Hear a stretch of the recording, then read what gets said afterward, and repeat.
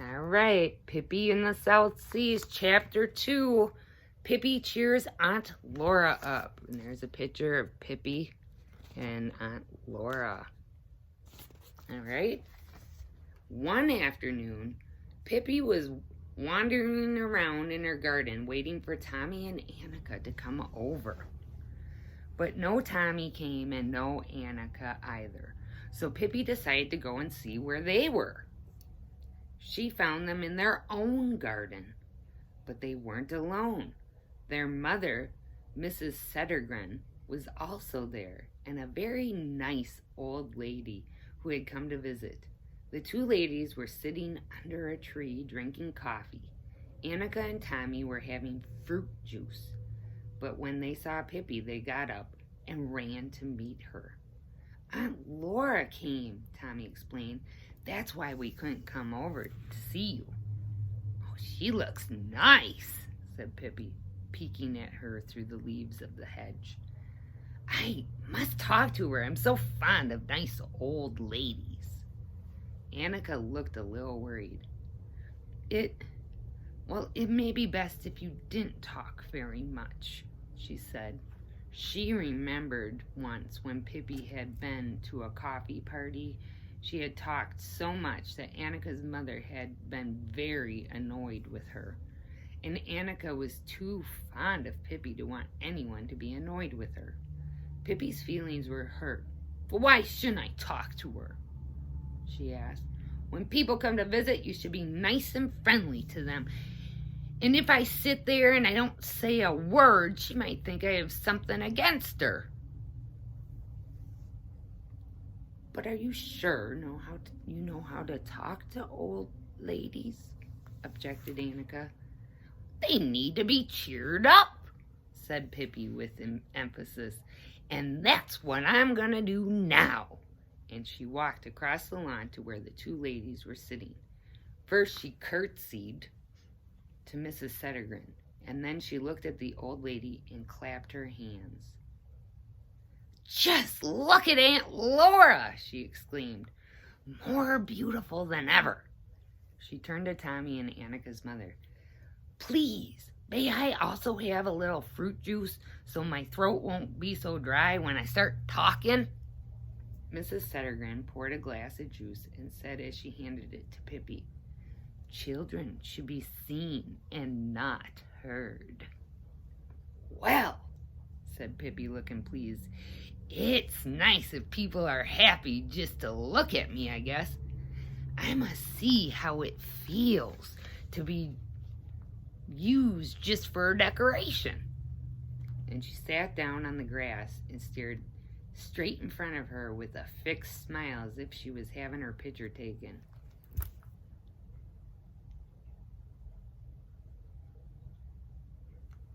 That would be a little uncomfortable, huh?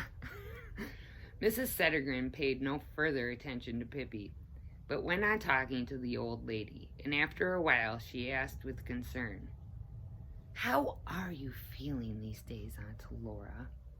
Awful, replied Aunt Laura. Just awful. I'm so nervous and worried about everything. Pippi jumped up. Exactly like my grandmother, she exclaimed. She got nervous and excited about the least of the little things. If she was walking in the street and a brick happened to fall on her head, she'd start to scream and make such a fuss you'd think something terrible happened. And once she was at a ball with my father and they were dancing a hambo together, and my father is quite strong and quick as a wink. He swung my grandmother round so hard that she flew straight across the ballroom and landed with a crash right in the middle of the bass fiddle. There she was, screaming and carrying on like anything. My father picked her up and held her outside the window. It was four floors up, so that she'd cool off and not be so fidgety. But she didn't like that a bit. She just hollered, Let me go this minute! And my father did, of course, and as you can imagine, she wasn't pleased about that either. No pleasing her. My father said he'd never seen anything like a fuss that dear old lady made over nothing at all. It certainly is too bad when people have trouble with their nerves. Pippi finished sympathetically and dunked her zwieback into her fruit juice. A zwieback is a Swedish cookie. Tommy and Annika were very fidgeting uneasily in their chairs. Aunt Laura shook her head in a puzzled way, and Mrs. Settergren said hastily, "We all hope you'll be feeling better soon, Aunt Laura." "Oh, yeah, I'm sure she will," Pippi said reassuringly. "My grandmother did. She was soon feeling very well." Aunt Laura wanted to know what cured her. "Tranquilizers," Pippi said. "That did the trick. I can tell you she was soon cool as a cucumber, and she'd sit peacefully for days at a time, just not saying a word. If bricks had started falling on her head one after another, she'd have to sit there and enjoy it. If that could happen to my grandmother, it could happen to anybody. So I'm sure you'll be all well again soon, Aunt Laura." Tommy crept over to Aunt Laura and whispered in her ear, "Don't mind anything that Pippi says, Aunt Laura. She's just making it up. She doesn't even have a grandmother." And Aunt Laura nodded understandingly, but Pippi had sharp ears, and she had heard what Tommy had whispered. "Tommy's quite right," she said. "I don't have a grandmother. She doesn't exist. Since that's the case, why does she have to be so terribly nervous?" Aunt Laura looked at Pippi for a moment with a dazed expression, and then began to talk to Mrs. Settergren again. Pippi sat down to listen with the same fixed smile as before.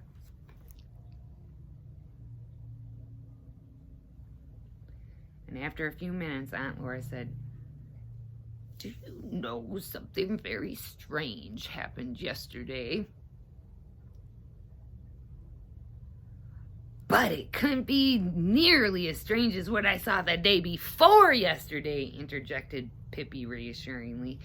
"I was riding on a choo-choo train, and we were going along full speed, when suddenly a cow, moo, came flying through the open window with a big suitcase hanging on her tail.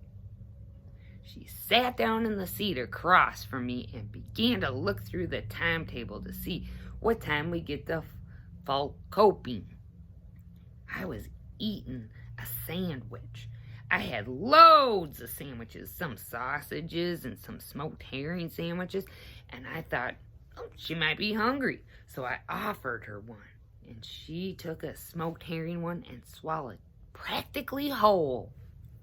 Pippi fell silent. "That really is very strange," said Aunt Laura politely. Yep. You go a long way before you'd find another cow as strange as that one," Pippi agreed.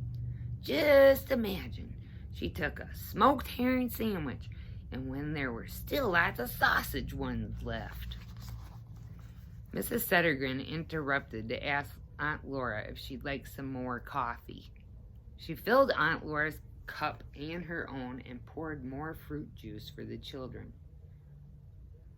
"Now you were going to tell me about the strange thing that happened yesterday," she reminded the old lady. "Oh, yes," said Aunt Laura, beginning to look worried again. "Speaking of strange things," Pippi broke in hastily, "you'll enjoy hearing about Agaton and Theodore. Once when my father's ship came into Singapore, we needed a new able-bodied seaman, and we took on Agaton.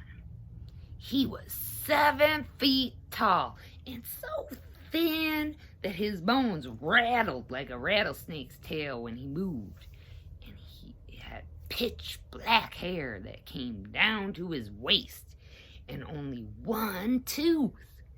That tooth was all the bigger, though. It grew all the way down to his chin. My father thought Agaton was uglier than anyone should be, and at first he didn't want him on board. Only then he decided that Agaton might be useful to have around to scare any fierce wild horses into stampeding. Well, when we got to Hong Kong and we needed another able-bodied seaman, we got Theodore, and we're as much alike as a pair of twins. That certainly is a strange coincidence, exclaimed Aunt Laura. Strange, said Pippi. What was so strange? That they look so much alike, Aunt Laura replied. That is very strange indeed. No, said Pippi, not really. Because they were twins. Both of them, even from birth. And she looked a bit reproachful.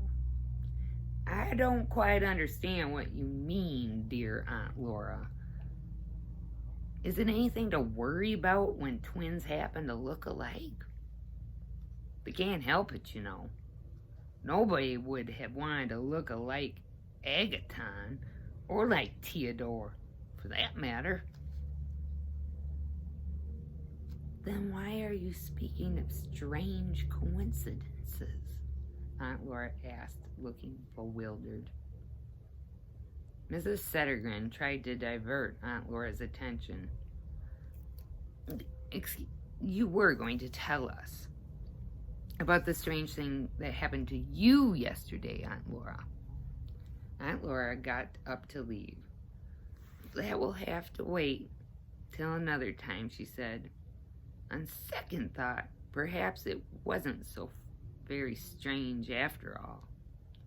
She said goodbye to Tommy and Annika, and then she patted Pippi on her red head.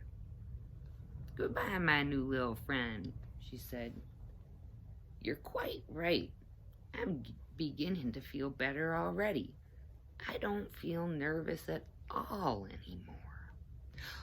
Oh, I'm glad, said Pippi, and she gave the old lady a huge hug.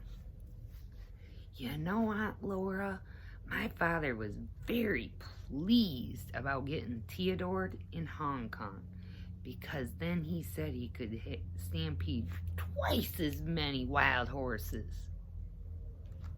That's the end of chapter 2. I hope you're enjoying it so far. I'll see you in chapter 3.